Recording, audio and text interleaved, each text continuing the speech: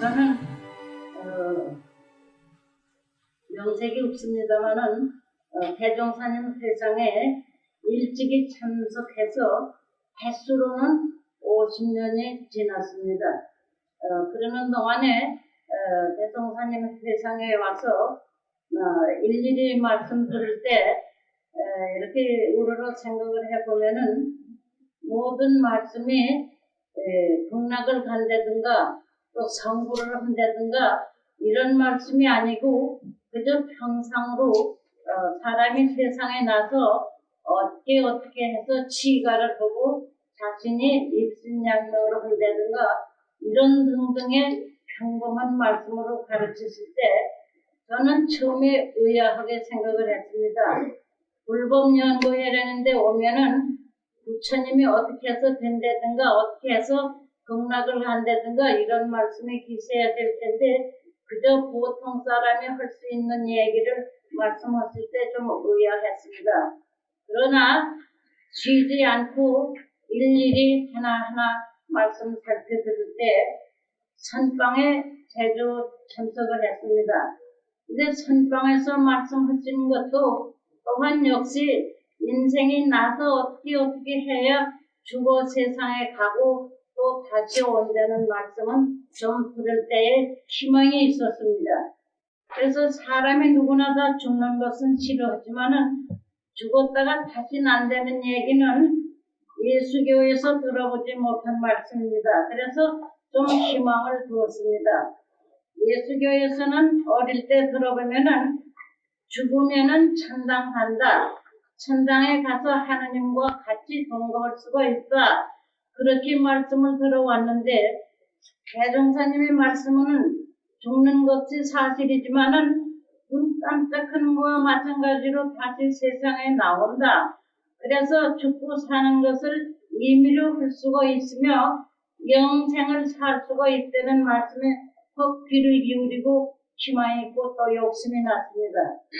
그래서 몇 번 선방에 들 때 제가 처음으로 와서 그런 의심을 가지고 있는 것을 살펴보시고 말씀하시기를 나한테 뭐를 배러 왔으면은 첫째 스승을 의심 없이 믿어야만 무슨 말씀을 듣고 배울 수가 있다고 그런 말씀이세요. 그래서 그것은 대중에 한 80명 앉으셨는데 제가 얼핏 생각할 때에 내가 스승을 의심했나 보다. 좀 사실인 것 같긴 하지만은 어떻게 그렇게 그런 말씀이 계실 수가 있을까 하고 참 참견하고 죄송스러웠습니다. 그런데 가만히 돌아보면은 80명이 앉으신 남녀 가운데 다 대종사님을 위하고 존경하고 믿는 그 생각을 가졌는데 저 하나만이 고개를 기웃동거린 것 같은 생각할 때에 부끄럽고 죄송스럽고 그랬습니다. 대종사님께서 얼마 동안 제가 선방에 드나들 때 어떻게 그렇게 사람의 인심을 챙기시고 의심하는 사람이 있다는 것을 내다보시고서 말씀하실 때마다 챙겨주신 것을 제가 생각하면서 그때부터는 제 마음에 아무것도 아닌 제가 이 선방에 들어앉는 것도 무한한 기쁨이고 영광인데 또 그렇게 스승을 의심해서 앉았다는 것은 대단히 참 안 된 생각이다 해가지고 그때부터 말씀을 꼭 듣고 믿기를 시작했습니다. 근데 그때는 대종사님 생전 시에 세상에 빈약해서 아무것도 손님이 올 때 대접할 것도 없고 말씀으로든지 뭐든 거쳐 그럴 때 제가 한 번 대종사님 방에 들어가서 말씀을 사르려고 하니까는 접시에다가 감 3개를 갖다 놓았습니다. 먹으라고. 근데 그 감이 무슨 감이냐 하면은 그 선방 앞에 감나무가 있었는데 익지 않은 감 도토리보다 조금 큰 걸 3개를 갖다 놓고 먹으라고 그랬습니다. 그래서 제가 주저하니까는 먹으라고 또 크게 말씀이 계셔서 그 감을 먹었습니다. 달지도 않고 떨지도 않던 그 감이지만은 이왕 불법을 배우러 왔는데 스승님이 먹으라고 하시니 아마 먹어야 좋은가 보다 먹었습니다. 그랬더니 제자보고 명에서 2배를 더 따오라고 그랬어요. 그래서 속으로 먹지도 못할 감을 먹었는데 또 2개를 더 가져오라고 그랬으니 그러면 좋은가. 역시 2개를 가져와서 내가 또 억지로 먹으면서 생각하기를 죽는 약은 아닐 테니까는 그냥 먹어둬야 되겠다 그러고서 먹었습니다. 그런 다음부터는 그 대종사께서 말씀하시기를 믿음이 제일 신의 근본인데 그렇게 내가 먹으려는 음식을 즐거운 마음으로 먹은 것만 해도 신을 일부는 바친 것이로다 그렇게 말씀하세요.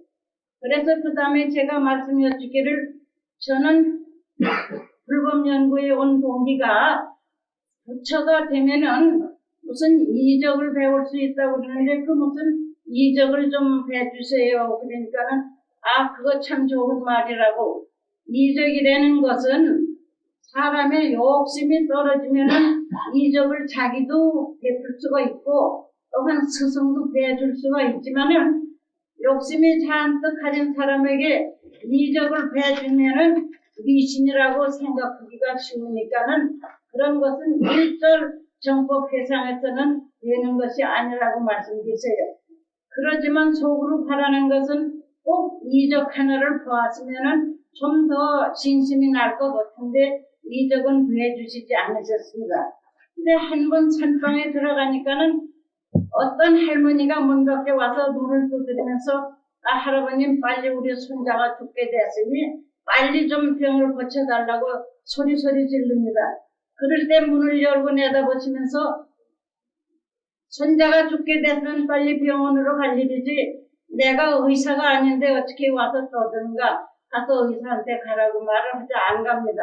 안 가니까 또다시 말씀하시기를 그 저 밖에 담장에 호박나무가 있을 테니 그 호박잎알이나 도옥에 갖다가 그럼 그 배에다 붙여보라고 그리고 어서 가라고 그랬습니다. 그 이튿날 그 할머니가 와서 말하기를 할아버님 덕택에 저희 손자의 병이 나아서 아주 큰 이적을 베풀어 주셔서 고맙습니다 하니까는 그런 싹수 없는 소리를 하지 말라고. 호박잎이 그 어린애를 고쳤지 나는 의사가 아닌데 어떻게 그렇게 고칠 수가 있겠냐고. 그러니까는 그 호박잎에 가서 잘 걸음도 주고 그렇게 고치라고. 그렇게 말씀하시는 소리를 들으니까는 그거는 다른 교회에서 듣지 못하던 말씀입니다. 다른 교라고 하면은 내가 그 병을 고쳐줬다고 자담했을 텐데 호박잎이 고쳐줬지 나는 아무 공로가 없다고 그러시는 말씀을 들을 때 역시 위대하신 선생님이구나 하는 것을 알았습니다. 그 후에 여러 가지 병을 고치시는 걸 제가 친히 뵀습니다만은 자기는 의사가 아니니까 아무것도 병 고치는 재주는 가진 것이 없느라고 누구든지 병을 나면은 의사한테 가고 마음의 병이 걸렸거든 스승한테 와서 마음병 고치는 것을 공부한 것이 제일 상책이라고 그런 말씀을 여러 번 듣었습니다.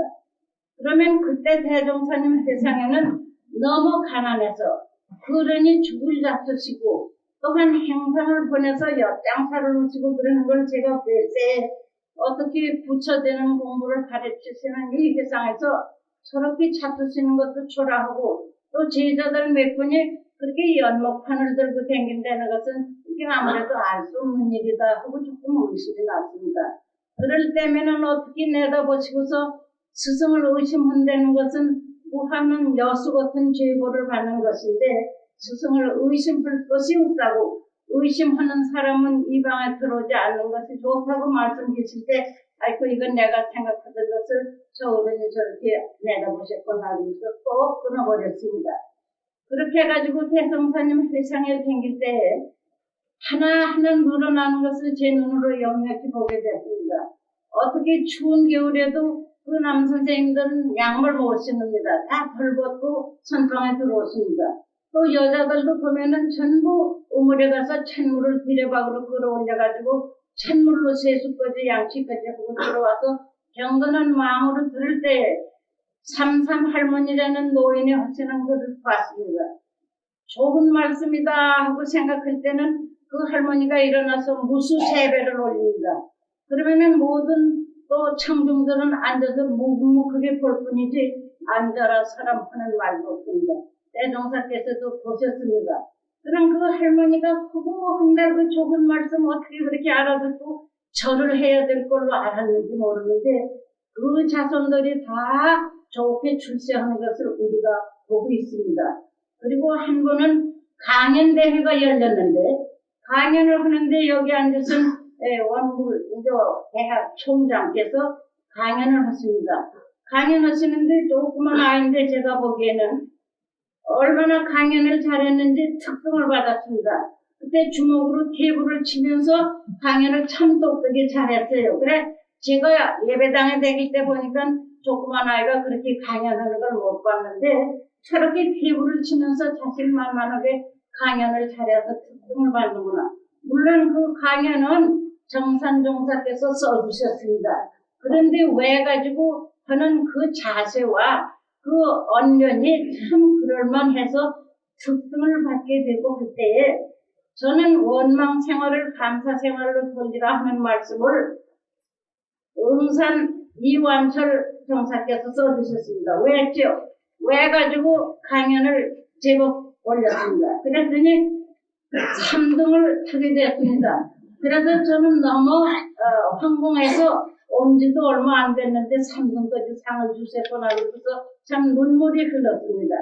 그런데 그 어른께서 내다보시는 그걸 가만히 볼 때 언제 이 김삼룡이라는 총장이 그렇게 나가서 훌륭하게 돼서 원광대학교 작지도 않은 대학교에서 총장의 위까지 올라갔다는 걸 어떻게 내다보셨어요? 물론 자기 마음에서 우러난 얘기는 아니고 써가지고 외웠지만은 그 자세와 그 언변과 품체가 그렇게 사람을 놀랄만하게 말씀드렸다는 것을 내다보셨습니다. 그리고 정신행이라는 사람이 어떻게 3등을 탑니까? 그렇지만 3등에 올라갔다는 것도 이 사람을 잘 가르치면 앞으로 한 구석 써먹을 때가 있겠다 하는 생각을 가지시고 그렇게 넘치는 상을 주신 것 같습니다. 지금 여러 가지로 생각을 헤매면서 내외국을 많이 돌아다니면서 볼 때에 대종사님의 그 권능 있는 그 말씀이나 그 모든 생각이나 가르치시는 그 법이 누구보다 뛰어나지 않게 평범한 그 말씀인데 어떻게 해서 점점 제자들이 불법 연구의 교도들이 이렇게 많이 낼 수가 있는가 그거를 생각해 볼 때 다들 그런 감명이 깊어서 그 어른의 말씀이라면은 천지가 하나 된다는 것을 다 알아서 눈치챈 것 같습니다. 그런데 지금 대종사님 계실 때 그렇게 어렵던 대생이 얼마 안 되던 그 제자님들이 어떻게 그 굳은 신심의 조금도 금이 가지가 않고 여태까지 오면서 이렇게 크나큰 대학교를 설립을 해서 어느 대학보다도 뛰어나게 해놓으신 것은 대종사님의 권능이 아니고서는 도저히 이 땅에 이루어질 수가 없다는 것을 알게 되었습니다. 그러니까 점점 두려운 생각과 믿음이 좀 염세졌지만 조금 더해진 것은 사실입니다. 근데 외국에 가서 제가 볼 때 그런 말씀을 드린 때가 있습니다. 이 세상에 종교가 많은데 종교는 수를 칠 수가 없으나 그 중에도 얼른 드러나는 종교가 천주교, 예수교, 불교. 그런데 여기 불법연구회가 원불교로 될 때까지에 쫓아갔습니다. 그때는 다른 종교를 쫓아가면서 근근히 계속해 나오댔는데 이 지금 이때를 향하니까는 원불교가 자꾸 앞장서서 우로 올라가는 것이 사실입니다. 그러면 누가 우리 종교가 제일이라고 말하는 사람도 없습니다. 또 대종사께서도 그렇게 말씀을 안 하셨습니다만 앞으로 두고 보노라면 원불교가 세상을 지배할 수가 있을 것이고 또한 세계의 으뜸이 되리라는 말씀을 은연중에 하시더니 경전에까지 기록이 됐습니다. 그런 것을 이렇게 보니까는 어리석은 사람이라고 하니까 욕심이 있는 사람이라고 그러면 항상 자기를 내십니다.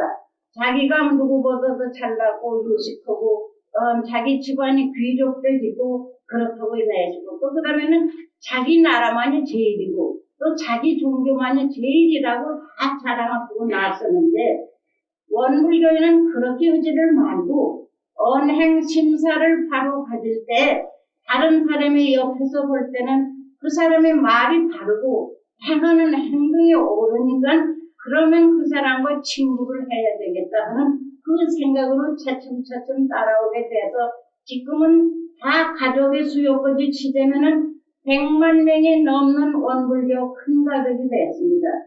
그때 또한 말씀하시기를 이 세계에 인류가 많고 그때는 38만 명이라고 그렇게 말씀하세요. 그런데 이 38만 명이 앞으로는 세계 인류가 돼서 한 가족이 되리라고 이런 말씀을 주세요. 그러나 그것이 원불교를 통해서 그렇게 된다고는 말씀 안 했습니다. 그러나 말씀하신 대로 쫓아가면은 세계 인구가 지금은 40억이 넘었다고 하는데 얼마나 앞을 멀리 내다보셨길래 그렇게 말씀을 하셨는가. 또한 종교로 보더라도 각 종교가 다 있는데 저마다 자기 종교를 내시려고 합니다. 그거는 욕심이 되는 것보다도 사람을 이하게 하려고 하는 생각에 그렇게 자기 종교를 내시는 것 같습니다. 그러나 대종사께서 우리 원불교가 제일이라고 말씀하신 적은 없죠. 그렇지만 가르치신 그 법이 그 법술과 그 궤도가 오늘날 세상을 지배할 수 있게 된 것은 대종사님의 전지전능하신 그 능력이 아니고서는 이렇게 이 세상이 벼류천지로 가할 수가 없습니다. 그런데 이 세상이 이렇게 벼류천지로 가할 증거는 여러분께서 다 보셨지만은 우리가 한 광장에 큰 가족으로 인류가 다 모여서 같이 즐거워했다는 거기가 올림픽 광장입니다. 그러면 그 올림픽 광장이 열리는 날 적은 아이가 동그라미를 굴리고 들어왔습니다. 그때는 몇만 대중이 함께 환호를 소리치면서 박수를 하고 감명이 깊었습니다. 그러면은 이렇게 생각해 볼 때는 그 어린애 동그라미가 거저 동그라미 이론이 아니고 법륜을 굴리고 들어왔다고 해도 과한 말이 아닐 것 같습니다. 왜 그러냐면 몇만 대중이 어떻게 그 어린애가 굴리고 들어갈 때 그렇게 환호성을 치렀는데 그 어린애는 불교의 부처님이 아니고서는 도저히 그렇게 가만히 갈 수가 없습니다. 고개를 돌리든가 그 동그라미가 넘어지든가 할 텐데 그때 혹시 거길 돌아간 걸 보면은 세상이 변하고 대종사님의 법이 변하니까는 이렇게 인류가 다 같이 즐거워하는 한마당이 됐구나. 그러면은 인류가 한 가족이 되는 것이 이때인데 모든 세계 사람이 다 몰려와서 그분들이 다 각 나라의 대표들입니다. 선수도 각 나라에 제일 잘한다는 사람들이 모여와서 우리를 놀라게 했습니다. 그거를 보면 세상이 얼마나 대종사님 처음 회상을 이었을 때부터 변해졌는지 역력히 알 수가 있습니다. 그래서 누구나 그 한마당에서 같은 기쁨을 가졌을 때 생각을 해보면은 부처님의 불법이 이 세상을 이렇게 천하게 됐다는 것은 대종사님의 위력이 아니고서는 도저히 이루어질 수가 없겠구나. 왜 그러냐 하면 여러 해 전에 1943년에 대종사께서 열반을 드셨습니다. 그때 생각할 때는 어떻게 대종사님 법을 믿고 왔는데 이렇게 일찍이 세상을 멀리하시나 그랬는데 지금 생각을 해보면은 대종사께서 미리 떠나셨습니다. 이 세상에 우리들을 남겨놓으시고 가셔서 무슨 일을 하셨나. 가만히 생각을 해보니까 이 적은 소견이지만은 이 나라가 도탄에 빠져서 일본 세력에 고개를 못 들고 자기의 방언을 못하고 이렇게 지낼 때 얼마나 통탄하셔서 먼저 가셔가지고 좋은 세상을 나타내시려고 일하러 가셨다는 것이 확실히 나타났습니다. 그러면은 그 나타난 것을 세계 각국 사람을 모아가지고 일일이 가르칠 수는 없지만은 인류들이 한마당에서 한마음으로 기뻐하게 됐다는 그 찰나를 생각해 보면은 부처님의 이적이 아니고 기적이 아니면은 그렇게 될 수가 없습니다. 우리가 아무리 돈을 많이 들이고 권세로 끌어온다고 하더라도 그 올림픽이라는 그 마당을 우리나라에 끌어온다는 것이 대단히 어려운 일이고 두려운 일이고 또한 영광스러운 일이면은 틀림이 없었습니다. 그러한 그 광장을 마련해 주시려고 먼저 가져서 제 생각에는 천박한 소견인지 모릅니다만은 그러면 몇 해 동안에 여러 부처님들을 다 모아가지고 여러 번 회합을 가지셨을 것 같습니다. 여러 번 회합을 가지신 그 종말에 대종사님께서 주세불에 손을 드신 것 같습니다.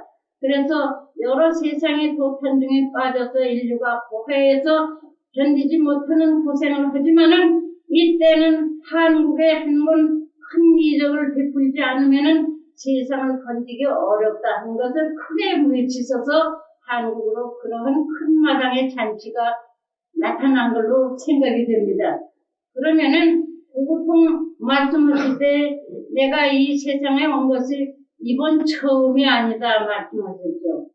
그러면은 우리가 생각할 때에 대종사님께서 그때 처음으로 오셨다가 세상을 가신 줄 알았는데 경전에도 써놓으시기를 내가 여러 번 왔지만은 너희들이 못 봤다고 말씀하셨어요. 우리가 지금 보고 당하는 이 대종사님의 법력, 대종사님의 그 말씀하신 설법 기록해 놓으신 것을 보면은 한 번 오시지 않았다는 것이 확연합니다. 그러면 얼마나 우리 대한민국을 사랑하시고 애끼셨기 때문에 여러 나라를 다 다니시다가 이번에 대한민국에 처음으로 이렇게 또 나타나셔서 큰 영광을 보여주시고 사람들이 감심을 할 수 있도록 해주셨다는 것은 주세불의 능력이 아니고서는 안 되는 일로 생각합니다. 그러면 우리가 동지를 구하고 불법천하를 만들려고 하지만은 우리의 언행심사가 대종사님 뜻과 맞지 않을 때에는 불법천하를 이룰 수는 없는 줄로 압니다. 그러면 대종사님의 불법천하는 어떻게 해서 이룰 수가 있나 생각을 해보면은 모든 어려운 일에 고난 신고를 참아가면서 이웃을 생각하자.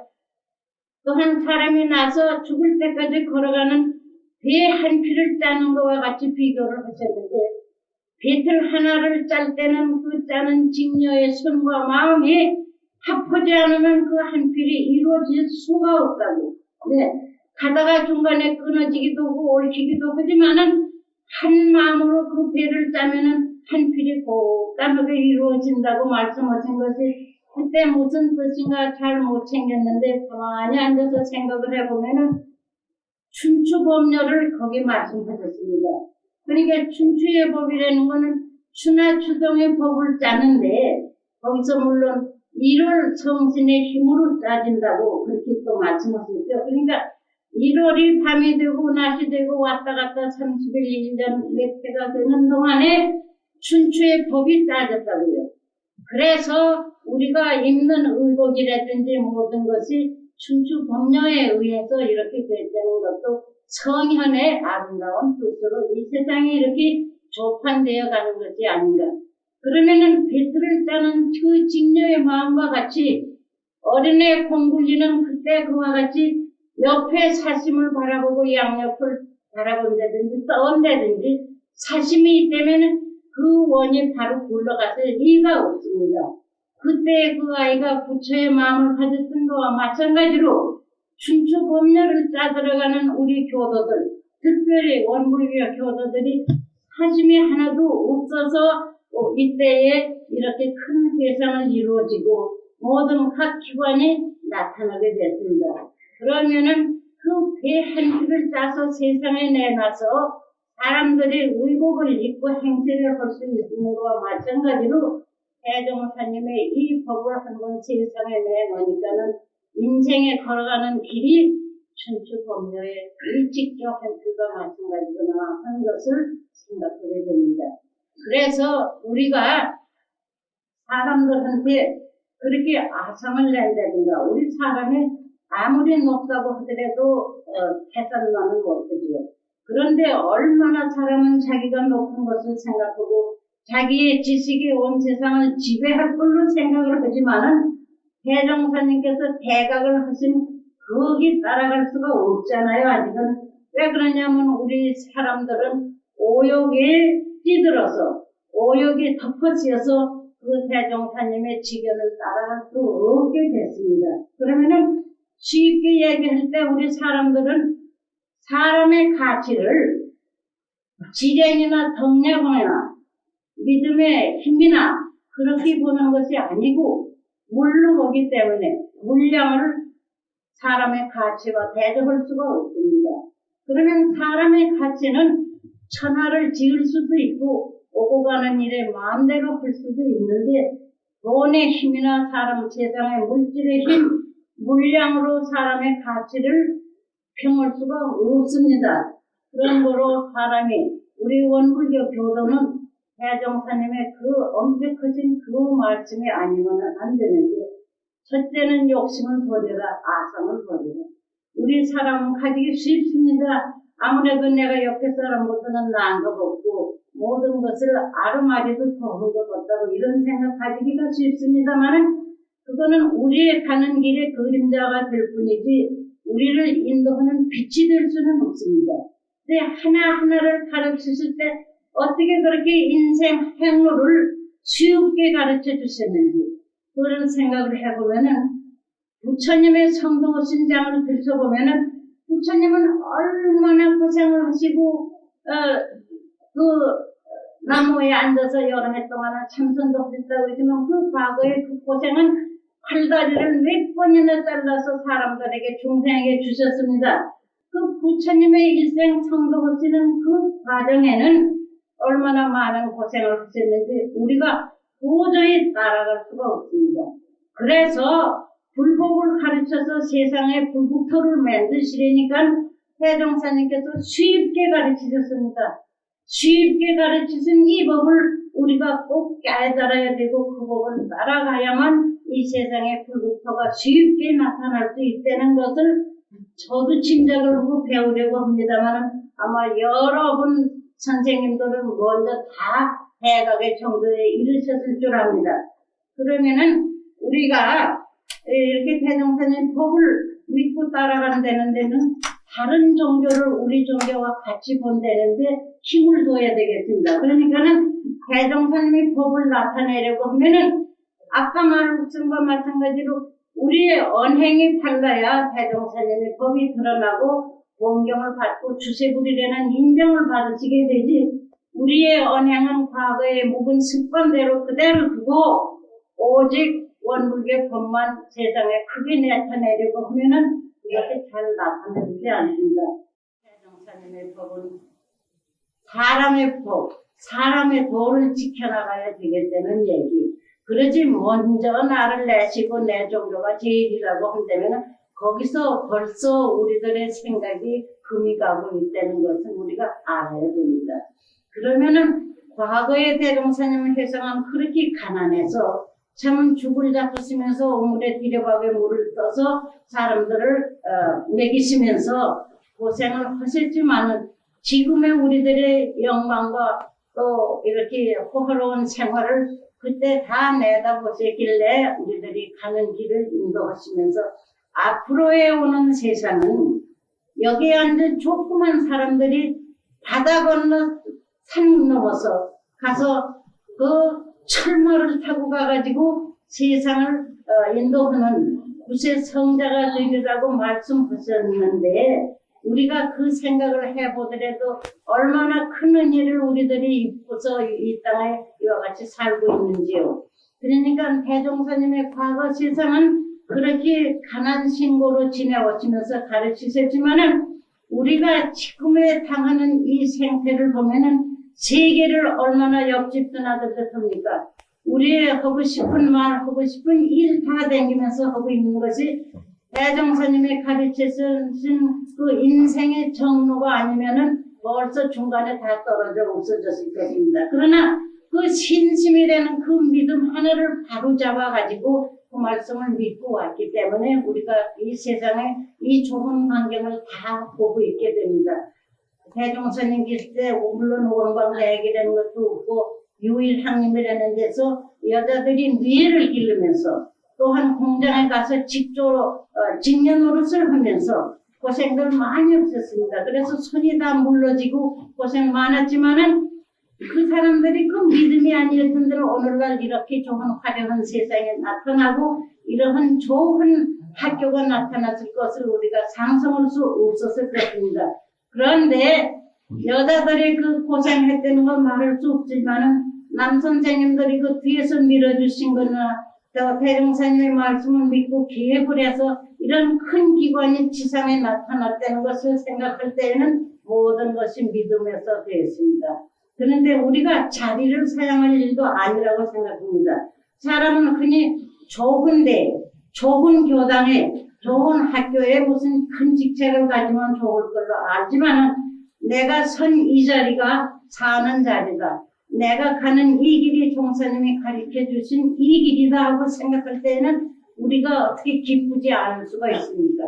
그러면은 우리가 의식주를 다 생각해 볼 때에는 과거와 지금이 뭐 아주 천배나 만배나 변해졌다고 있는 것을 생각을 하면은 대종사님이 가르치신 그 정신에 귀하지 않으면은 앞으로도 어떠한 위험한 일이 당할지 모릅니다만은 대종사께서 그때 말씀하기는 앞으로는 큰 일은 없을 것이라고 믿고서 든든히 나가라고 그러신 그 말씀이 헉 지금 아주 양식이 되고 있는 것 같습니다. 또 6.25에는 전쟁이 또다시 온다면은 세상이 그때는 하나가 돼서 없어지고 마는 거지 과거 같은 6.25가 또다시 온다고 할 수가 없는데 그래도 우리에게 믿음을 주시느라고 앞으로 오는 세상에는 그렇게 무서운 일이 없을 것이라고 말씀하셨어요. 그래서 온 인류가 한 덩어리가 된다고 인류가 한 덩치가 되면은 서로가 서로 도와주려는 그 마음밖에 없고 자기라는 것은 없어지고 자기의 나라나 사회나 전 세계를 향해서 나가는 그 마음이 오직 공익을 위해서만 살게 되리라고 그래야 사는 길이 열린다고 말씀하신 것이 얼마나 귀중한 말씀인지 알 수가 없습니다. 그러면은 이렇게 생각할 때 우리가 대종사님의 그 정신에 돌아가야지 이렇게 되지 대종사님은 그렇게 말씀하시고 여러 번 이 세상에 오셨다고 그러지만 들은둥 만둥하고 우리 편을 길 우리가 높아질 생각 물론 높아져야 되지만은 불법 위에서 우리가 높아져야 그 높음이 영원히 가지 불법을 버리고 우리의 아성을 가지고는 높아지기커녕 계보할 수밖에 없습니다. 그런데 우리가 아성이라는 걸 다 버리고 향상의 길로만 전진하려고 들면은 우리 앞에 두려움이 오고 점점 더 밝아지는 날 또 우리가 즐겁게 손 붙잡고 서로 사는 날이 됩니다. 남북 통일을 자꾸 외치고 있습니다만 생각해 보세요. 말로 통일이 됩니까? 우리 사람들이 10사람 모여서 말을 한 걸 보더라도 자기가 어떻게 하면 가서 자기 친척을 만나나 또 어떻게 하면 남북이 통일돼서 면장짜리라도 내가 하나 얻나 이런 생각이지 그저 통일이 가서 세계가 골고루 좋아지겠다고 생각하는 얘기가 별로 오고 가지 않습니다. 그리고 어떤 사람은 통일이 언제 되나 될 수가 없지. 그러면 생전 통일이 안 되고 죽어야 됩니까? 그러면 언제 우리가 다 죽은 다음에 통일이 될지는 모르지만 그게 다 어렵다고요. 어려운 것이 하나도 없는데 나부터 나 개인 하나가 세계의 일인이라는 것을 알면 내가 한 국가의 한 사람인 줄을 알고 원불교의 한 사람이라는 것을 알면 나 하나가 바로 하면은 이것이 자연지간에 이루어질 텐데 왜 어렵게 생각을 하는지 모르겠어요. 그러니까 이때 어떻게 내 가족, 내 가족, 내 재산, 내 재산, 또 내 나라, 내 나라, 내 종교, 내 종교를 따지고 보면은 생전가도 만세추는 안 됩니다. 그러면 우리 여기 앉으신 여러 어른님들이 만세춘이 들다고 했으니 그렇구나. 우리가 가졌던 모든 아상이나 집착만 버리면은 과연 통일이라는 것은 문제도 안 되고 세계가 한 집안이 돼서 그때는 서로 화기애애해서 손잡고 참 노는 그 올림픽의 광장 우리 얼마나 좋았습니까? 올림픽의 광장같이 좋은 일도 보고 좋은 묘기 다 배워서 알면서 이 천하통일이 되는 그날을 우리가 봐야만 될 것입니다. 그러면은 이 원광대학의 체육으로도 많이 드러났습니다. 그러나 체육보다도 교화로 많이 드러나가지고 있는데 교화에 계신 선생님들의 생각이 대종사님의 법과 맞아 들어가야지만 될 줄 저는 압니다. 그러면 대종사님의 생각과 조금씩 비뚤어지는 생각은 남자는 앉아서 여기서 글씨만 써야 되고 또 여자는 어떤 좁은 교당에 가서 사업도 잘하고 교도들도 부자들도 많이 굴고 이렇게 해야 되거든요. 그거는 얼마나 어리석은 생각입니까? 조그만 교당에 가더라도 거기서 한 사람의 진심 있는 사람을 붙잡고 보면 그 사람이 도통해서 대각에 이룰 때 어떤 교당 하나하고 비교할 수 있습니까? 어떤 종파하고 비교할 수 있습니까? 그러니까 비록 적은 일이라도 우리가 내 수고, 내 아상이라는 거 집착 좀 떨어버리고 어디를 가든지 대종사님의 사자라는 것을 우리는 생각해야 될 줄 압니다. 여러분 학자님들이 계신데 제가 무슨 말씀을 중언부언한다고 해서 될 것도 아닙니다만은 대종사님의 법이 그렇게 이 세상에 묘하게 지금 나타나서 우연 자연 중에 원불교가 이렇게 달 올라가도 보고 있는 것을 여러분이 생각하시고 내다보시면 믿고 아실 것 같습니다. 예, 저는 좁은 소견이지만 이렇게 내다볼 때 어떻게 이렇게 원불교에는 서로 자리를 양보하면서 그렇게 대종사님의 법을 확실히 믿고 있는지 그러니까 남의 종교도 이렇게 위해야 됩니다. 다 같이 세상을 유익하게 잘 살자는 것이 종교인데 그 중에도 대종사님이 연구하신 이 법은 인생이 살아가는 동안에 이대로만 하면은 세계가 합해서 인류가 한 가족 된다는 것을 말씀하셨으니 우리가 그대로만 하면 기쁨이 얼마나 되겠습니까? 근데 제가 또 하나 말씀드리는 저는 이적을 봤습니다. 봤지만 대종사님께 말씀 살을 때 아주 풀쩍 놀랐으면서 그런 호박잎 할머니 같은 그런 얘기 하지 말라고 내가 이적을 베풀러 이 세상에 온 것이 아니고 정법을 가르치러 왔다고 그랬었는데 한 번은 대종사님 일행을 모시고 제가 산길로 갔습니다. 산길로 갈 때 소나무 이파리를 쭉쭉 훑으면 갔습니다. 그러니까 정신에 깜짝 놀라서 보니까 어찌 그 소나무 이파리를 그렇게 까다부시고야 훑어버리면 가는가? 그래서 이거 뭐 아무치도 않은데 어떻습니까? 그랬잖아. 산에 있는 풀 하나이라도 밟을 때 조심하고 만질 때 조심해야지 어떻게 그 무정지미라고 생각해서 그걸 그렇게 훑어 떨어뜨리면 가는가?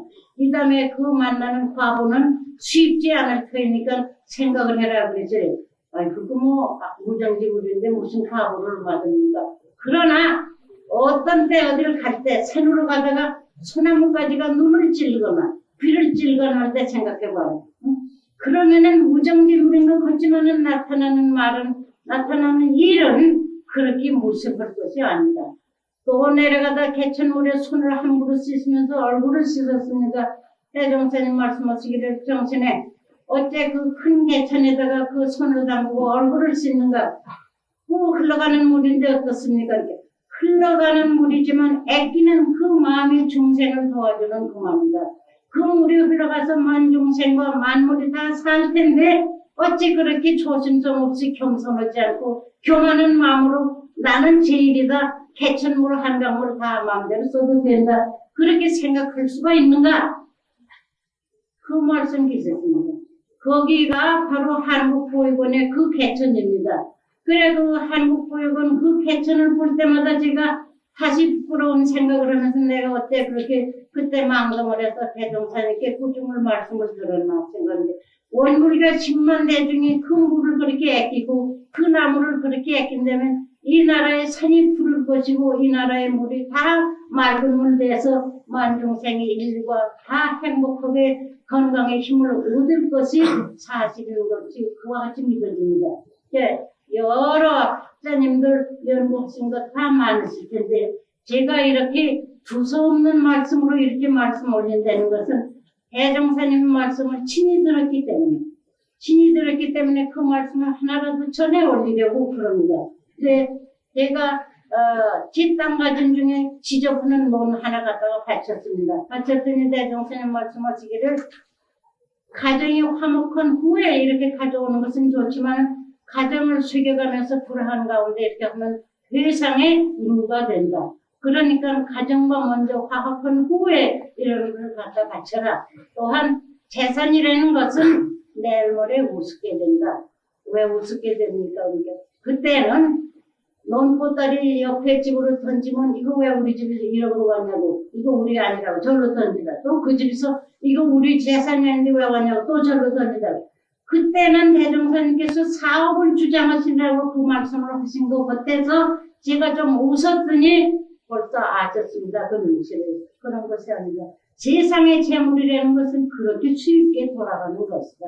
그러지 내 자신이라고 꽉 붙잡고 있는 것은 말이 안 된다. 그럴 때 제가 이것을 잘 몰랐더니 요즘 제가 생각해냈습니다. 이것은 제 생각인데 핸드폰 하는 구경을 했습니다. 이게 원광대학에도 핸드폰로 유명해지고 여러 직원님들도 공중상을 타시고 아주 우위를 떠시게 되었습니다. 그런데 저희 학교에도 핸드폰이 있는데 가만히 가서 구경을 하니까 공이 오면은 얼른 던져줘요. 던지고 하면은 그 팀이 이기는데 이것은 내 공이라고 가지고 안 주고 이 사람을 줄까 저 사람을 줄까 하다가는 그만 지게 된다고요. 그래 그걸 가만히 앉아서 볼 때 이 세상의 재산도 그렇고 자기에게 주었다고 죽을 때까지 가지고 있으려는 거 아닌데 왜 누굴 줄까 자식을 줄까 누구 언니 친척을 줄까 이렇게 생각을 하는 동안에 세월은 다 가서 부처도 못 되고 죽음의 땅에 이르게 될 텐데 핸드폰 여러 번 구경하시면서 그 생각을 좀 하셨는지 모르겠습니다만 그 핸드폰 선수가 이기는 것은 눈치가 있어서 공이 벌써 들어오기 전에 벌써 어디로 던질 거 먼저 생각합니다. 그래서 그 핸드폰 선수가 유명한 명선수가 되지 붙잡고 있으면은 붙잡고 있는 동안에 저 짝은 벌써 계획을 다 짤 테니까 어떻게 이깁니까? 그래서 재산이 자기 앞에 돌아오는 것이 꼭 핸드볼 선수에게 공 돌아간 거와 마찬가지로 생각을 하면은 전에는 그 생각이 자리타의 경지에 돌아가서 인류가 서로 화목하는데 서로 주고받는데 거리낌이 없어. 그때에 돌아가면 어떤가 그런 생각했습니다. 그래서 이것은 제가 핸드볼 보다가 깬 생각인데 이것은 소박은 소박인 것 같아요. 그래서 오늘은 대각의 경지에 들어가시기를 빌면서 오늘은 이 두서없는 말씀으로서 몇 말씀 올렸습니다. 많이